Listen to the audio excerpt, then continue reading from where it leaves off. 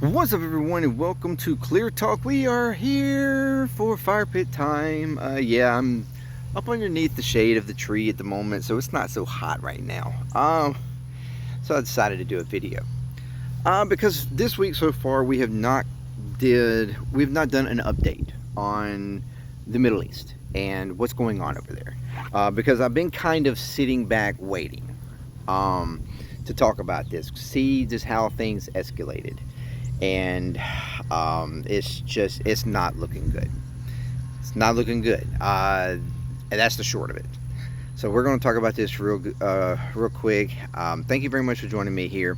If you're new to the channel, welcome. If you'd like to check out more from the channel, there's links below for this channel and all the rest of the channels that I do. Check them out. Consider subscribing, liking, sharing, commenting, all that good stuff to get more videos in front of more people. All that's free for you. It helps out the channels tremendously. If you would like to go further, if you checked it out and you like it and you want to do some support, there's Patreon link there as well. Check that out. $2 a month, you support any of the channels that you would like to help grow those channels, help grow Patreon, help grow JMD Nation, and contribute to that growth how you would like to. There's also merch link there. I have merch for every single channel as well. If you're a Patreon member, you get a discount for the merch. Either way, any support you decide to give is very much appreciated, and I thank you personally very, very much. And if you return, you're freaking amazing. All right, you are amazing. Welcome. Keep coming back, because you're what makes JMD Nation. You're what keeps me doing this day after day after day. Okay, so the Middle East. The Middle East is pretty much on fire at this point. Diplomacy is gone. We had a chance to get out of this war. We had, the MOU and the easy ability for this administration to cut its losses, be able to actually, state that we won. I mean, even if it was lying, which they've been doing all along anyway, so I don't even know why that would matter. And still be able to ease the tensions and calm everything down. But that, as we were concerned all along, was not, did not happen. We continued to escalate, and we are now on the brink of full-fledged war, and I mean, like, not this so-called just like small attacks, shots, drones, things that we've been trying to, the administrations are trying to promote as a difference. That our quote-unquote war tactics are not the same as what we've previously done with the full-ass hot war. Like, we're just doing small little attacks. These are very precise, and this, it's just small. It's insignificant. It's nothing in comparison. We haven't had near about the deaths. We're not having near about this and that. Although there's very clear journalism being done showing that the administration is hiding what's happening over there, how many people are injured. I mean, that it's especially injuries so far, and as many injuries that are coming out as actually happened, and the administration trying to hide those injuries. You have to start questioning also the deaths. And of course, the further the escalation continues, the more likelihood of deaths, especially when the rhetoric now is pushing more towards actual invasion, taking over Karg Island, or one of the other islands that's there, that's a major oil company, major oil sector for Iran, or even potentially pushing and literally doing boots on the ground through Iraq. That has been floated out there. I mean, we are on the brink of actual full-ass war, where we quite literally just a few weeks ago could have been out of this war. We could have ended it. We could have calmed all the tensions. But that's been all thrown out the window. And Iran has stated over and over again, they have come from the mind, from the thought that they knew that the United States, through historical evidence of us continuously throwing out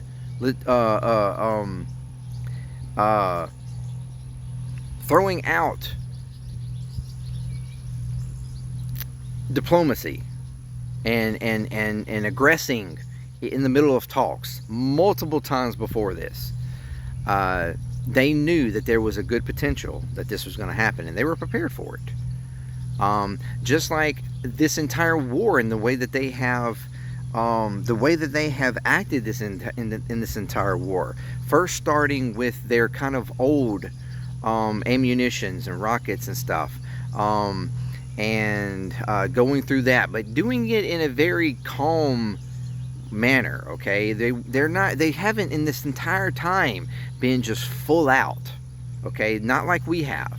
We've been full out trying to bomb all these different places, dropping hundreds and hundreds of missiles here and there, along with Israel as well. There's been a lot of, they have been very, very patient and strategic about every attack that they've done. And they've been, because they have realized that this is going to be, that they expected that this was going to be longer. And they would need the longevity to be able to actually withstand a quote-unquote war with somebody like us, with the United States. And so they've prepared for this. They're willing to accept some damage. They're willing to accept some destruction. Even willing to accept casualties. In order to actually, go the distance, which is what clearly they're doing here. And so now, in this second phase that we have started, now they are starting to pull out their actual, more advanced, more modern, more precise weapons. All the rhetoric. I mean, within a couple weeks in of this war, you had all the rhetoric from Trump, from Hegseth, from Rubio, talking about, we've obliterated it. They have nothing left. They're begging to make a deal. There's nothing left to their Navy, nothing left to their Air Force, there's nothing left to their missile capability, there's nothing. They are no threat to us anymore. I mean, you literally have Hegseth and Kane right now having to do confirmation hearings to Congress, pleading and because they're begging, the administration is begging for more and more money to be thrown at this war, and Congress is going, nah, I don't know now, you gotta prove to us. Okay, and this is through the Powers Act, right? And they're being questioned over and over again on all these things that they've said. They said early on, all this destruction that was done, and that the war was over. That we were just nothing now. All we had to do is get the strait open. And the war, the whole concept, the main purpose of Iran cannot have a nuclear weapon, which Trump even to this date is still saying, that this is the point, and that we are going to make sure that happens, even though he's already stated that. I think the last time he even stated this, the number went up even more. They won't have a nuclear weapon for 25 years. We've constantly had this number go up. So it's like, okay, 25 years they'll not be able to have a nuclear weapon. So we're done with that, right? But yet you still say that we're doing this to make sure that I have a nuclear weapon. But you've already stated over and over again that the nuclear weapon, the nuclear issue is done and it's obliterated. And that's been said by, again, Trump, Rubio, Hegseth, all of them have stated this over and over and over again. And when questioned by the Congress to Hegseth, Hegseth refuses to answer the questions. When asked, when he made these statements within weeks of the beginning of this of the war, were those statements accurate? And he refuses to answer the question. He keeps going off on this whole when so much of the stockpile, and we obliterated all this. We knew that we didn't eliminate everything though. Blah, blah, blah. It's like, no, you answer the question. Was your statement accurate, or were you lying about what we had done? We were lying about Iran's capability and what they would be able to do, what they could do going forward. And he refuses to answer the question because they know they lied. They know they've been lying all along.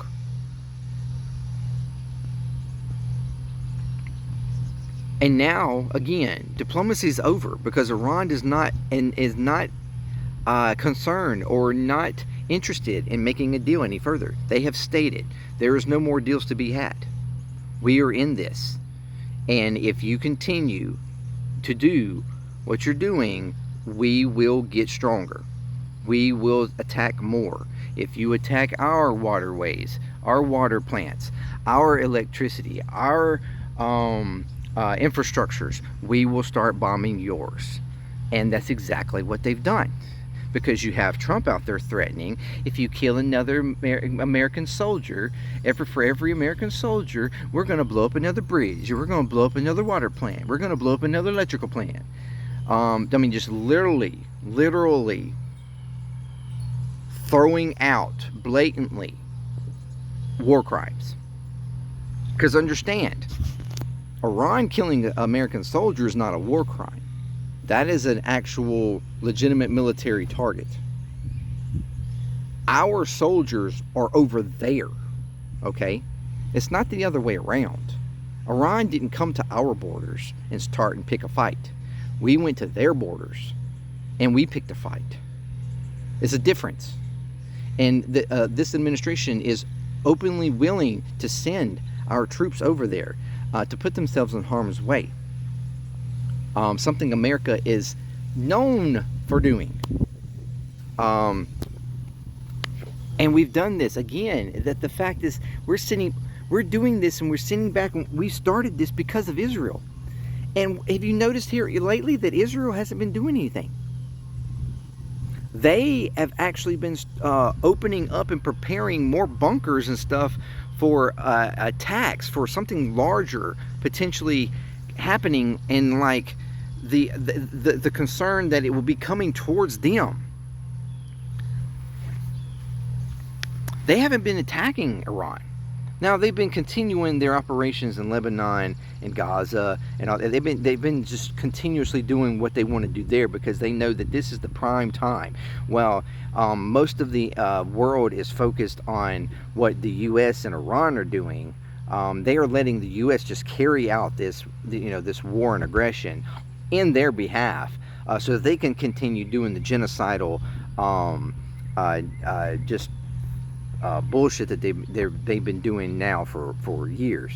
And I find that very interesting. That in the U.S. is the useful idiots that are apparently just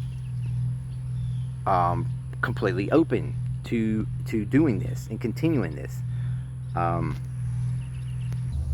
So weeks into the war, we have all of our officials talking about that Iran is depleted and the war is over and that they're not a threat. But yet here we are 5 months in now, and Iran has been successful in bombing and destroying many of our U.S. bases in the region that surround them. When they said that they wanted the United States out of the region, when they said that they would comply with any kind of agreement that pushed the U.S. forces back away from their borders. And the United States was like, yeah, we're not doing that. Iran fell through with that. They held up their side. Okay, you're not going to move, then we're going to move you. And so that's exactly what they've been doing. They've been blowing up every single base in the region. That's what they've been doing when you hear about, oh, Iran has just attacked one of their neighbor countries.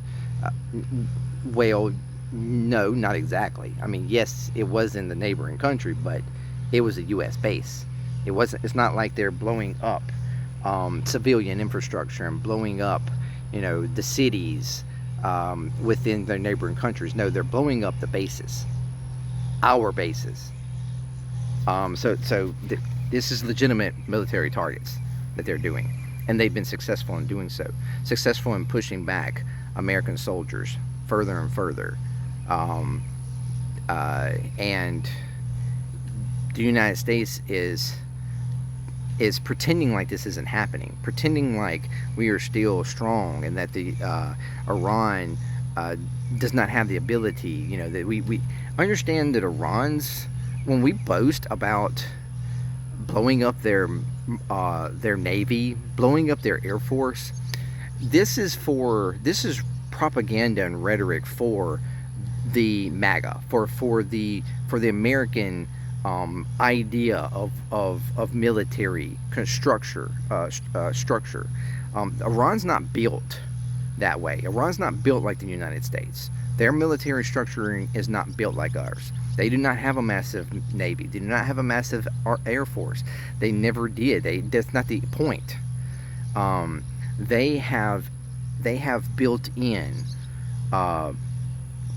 missile launches and ways of attacking from their homeland, locations built into mountains, built in under hard natural resource, okay, all across their borders, that are hard to penetrate, and almost impossible to destroy.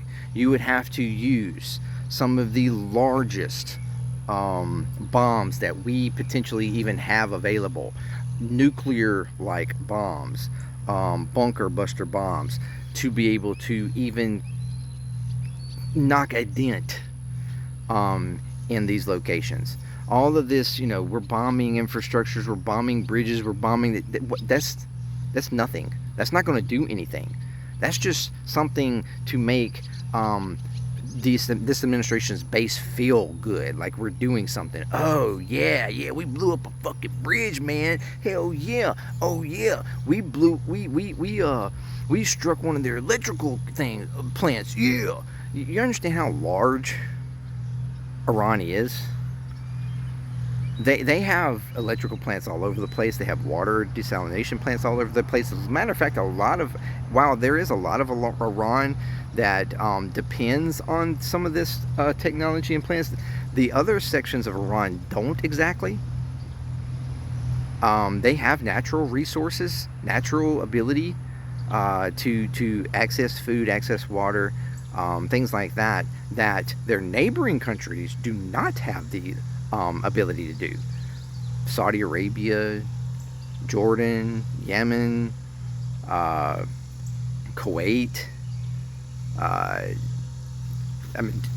mean Qatar, Syria. A lot of these areas are very much dependent on water salination plants, on electrical grids, on importing of goods, because they quite literally cannot produce these things. They do not have the access to these things because of their land. And so that, if these things are bombed, if these things are destroyed, then the ability to inhabit these areas will become very unlikely, if not impossible, to do so. All of these neighboring countries that have put their faith in the United States, for one, are extremely vulnerable to this aggression, extremely vulnerable to escalatory conditions with Iran, and Iran's retaliatory attacks from that. So it's really not in the best interest for these surrounding nations to depend on the United States for this, and to be able to handle this, and they not reap the consequences of it. You have Iran now coming out stating that because we have a full-blown blockade, and a blockade on the blockade again. The Strait of Hormuz is completely fucking closed. And you have Iran now stating that if their oil is not allowed to be sold, if their oil companies and oil industry is not allowed to trade, not allowed to move, not allowed to do anything, then no other company, no other oil industry will be able to move either.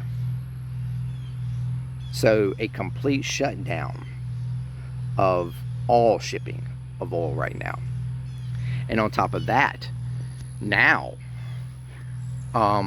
this whole entire time the Houthis have been kind of staying out of this. They've been sitting back, you know, holding off. And I think this is strategic. But you recently had the United States, and it's been openly released that the United States gave the green light to Saudi Arabia to start bombing the Houthis, to start attacking the Houthis, which was completely ignorant, or either ignorant or complicit in understanding that this would activate them, and that the conditions in which they would activate was going to cause even more problems. Because now the Houthis have done a blockade in the Red Sea, and they are now attacking ships and keeping ships from coming through the Red Sea, because that was one of the avenues that Saudi Arabia and a couple other countries were starting to ship their oil. They were starting to push the oil to the other side of the country, avoiding the Strait of Hormuz altogether, and they were able to ship out millions of barrels of oil through the Red Sea. And so now, because of that, and Iran said, if you continue to hit our stuff, we will hit other areas, and we will put in things into place that will stop all your other, you know, venture avenues for releasing and selling and trading oil. And so this is exactly what's happening now.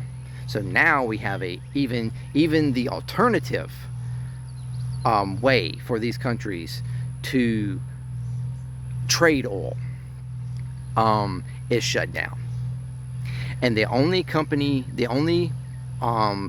tankers that have at this point been let through by the Houthis has been Chinese. Just like before, when Iran shut down the Strait of Hormuz, Iran was allowing Chinese shipping tanks through because of diplomacy between them and China, and working out deals where they were paying them a little bit and they were letting them through. Iran has stated that the conditions of the Strait of Hormuz pre-war are never going to happen again. They will never happen again, which means that they will maintain and control the Strait of Hormuz through their territorial waters, and through more than likely pressured commitment from Oman to make sure that going forward there will be some sort of a toll process, some sort of a controlled process of every ship going through there. The United States has caused this condition. We started an illegal war, a chosen war of aggression in the name of Israel,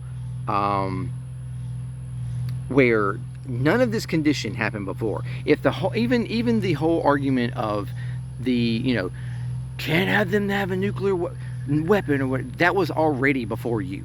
We had already mitigated that. We already had that in place. that they were not going to have a nuclear weapon, even though Iran has stated for decades that they were not interested in having a nuclear weapon.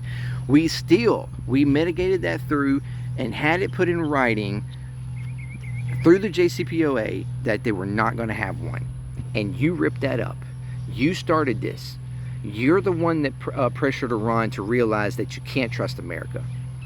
You're the one that has caused and started this aggression of war that has made them realize that you can't negotiate with America. You can't be threatened by America. And that at this point, there is no future that does not exist without Iran procuring some sort of nuclear weapon, strictly for deterrence. It is not, you might as well let that go. It's not going to happen. There's no way that there's a future now without them procuring a nuclear weapon. And that is all this administration's fault. That is all Trump's fault. He has, as he does with everything he touches, he destroys it. This administration has destroyed the Middle East and what the way, the system and the way everything ran. And has emboldened and strengthened Iran like they haven't been in decades.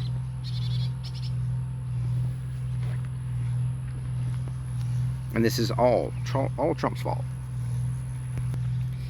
And with all of this happening, you still have Trump out there truthing on live social, threatening Iran that even when it comes to the Houthis, if the Houthis continue to do what they're doing in the Red Sea, they're going to blame Iran for it because they're a proxy of Iran, and so we're going to bomb them, or we're going to make them pay. Which is no different from Iran attacking anything of ours because Israel attacks them, because Israel's a proxy of us. It wouldn't be any different. But yeah, we would condemn that.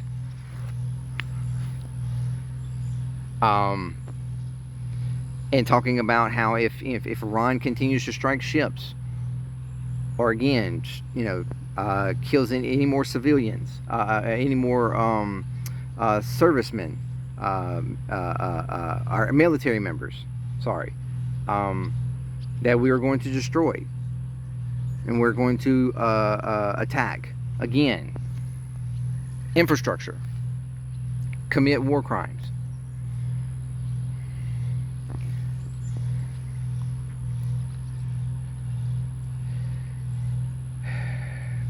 We are almost at the point of no return, if not already at the point of no return. In America, we have not yet faced the repercussions of this. We have not felt the pain just yet. But our petroleum reserves are minimal. They did not build them back up like they should have, or like they claimed that they were going to. And so again, we are within probably a month's time of running through that. And now with the strait completely shut down, oil prices today are right back up almost at $100 a barrel. I think they were like 98. It might already be, it might be 100 at this point. We are going right back where we were at the peak of the first phase, and it only looks like it's going to be worse. And the problem this time around is because Iran is completely opposed at this point, it would seem, to try to mitigate or try to come to any sort of understanding with the U.S., because they are not going to be fooled again, although they were never fooled. They're not going to accept this administration's word again. So there's no understanding. There's no diplomacy. So at this point, Trump only has one of two decisions. Either completely bow out and accept defeat, put his tail between his legs, and accept shame and humility, or continue aggressing, continue bombing, continue escalating, and making matters worse. That's the only options now. There's no middle ground anymore, because Iran is not having it. Iran is not interested in a middle ground. They at this point feel that it's all or nothing, and so they're going to continue. And as long as we continue aggression, they are going to continue to aggress. And they've already stated that while everything at this point has been defensive, at some point they will turn offensive. And while they stated it only being a couple of days before they would do so, I mean, probably not, maybe a couple of weeks. But at some point, there's a very good chance that they will full out turn aggressive. And when that happens, I am deeply concerned with the decisions that this administration will have to make at that point. And I'm afraid of the pride and the ego of someone like Trump, and feeling and not wanting to lose, not wanting to appear that he lost.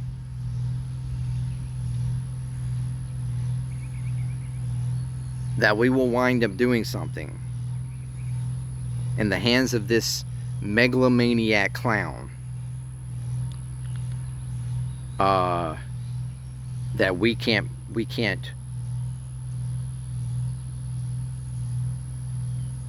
defend.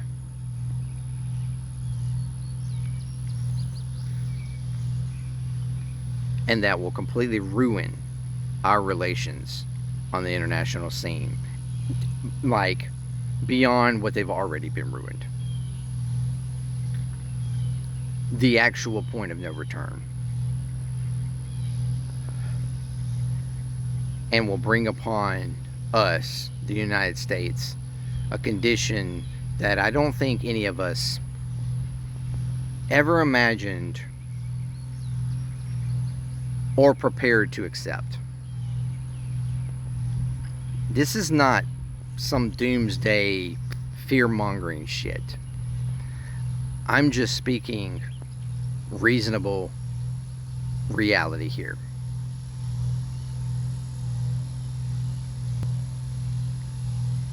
The reality of someone like Trump in this administration, the people that are in control, the complete imbeciles that are in control right now, the masculine, strong man, tough guy, winner kind of mentality, kind of narcissism that the people in this administration have. And what that type of mentality, that type of mental fucking illness, quite frankly, you know, the kind of mental illness that protects the Epstein files, the type of mentality that protects rapists and murderers and fraud, con men, the kinds that protects ones like Andrew and Tristan Tate, you know, the kinds that protect Donald Trump. These mentalities have the control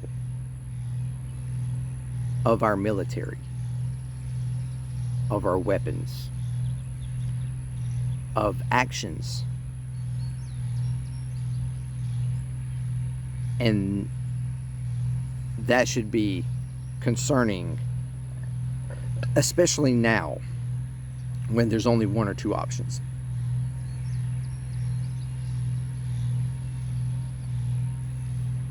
because diplomacy's done. Even though Trump keeps stating they want to make a deal so badly, so badly. He's been stating that for fucking months now. And Iran is not, they're not begging for a deal. If anything, they're doing the quite opposite, because they're sick and tired of trying to deal with you. The art of the deal guy, who apparently can't actually fucking make a deal without blowing it the fuck up.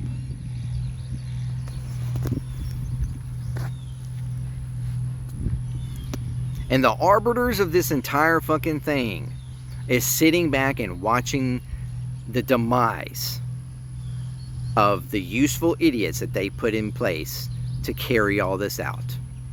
And that is Israel. Israel is sitting back, letting us do our thing. The useful idiots, while they sit protected in their little small space of the world, continuing their genocides and apartheids and their complete evil, despicable actions close to home. I mean,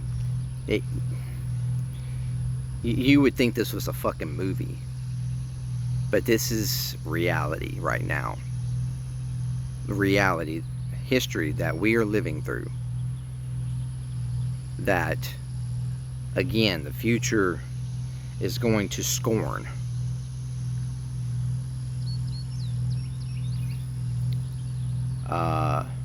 It's quite frankly embarrassing at this point. But let me know what you think.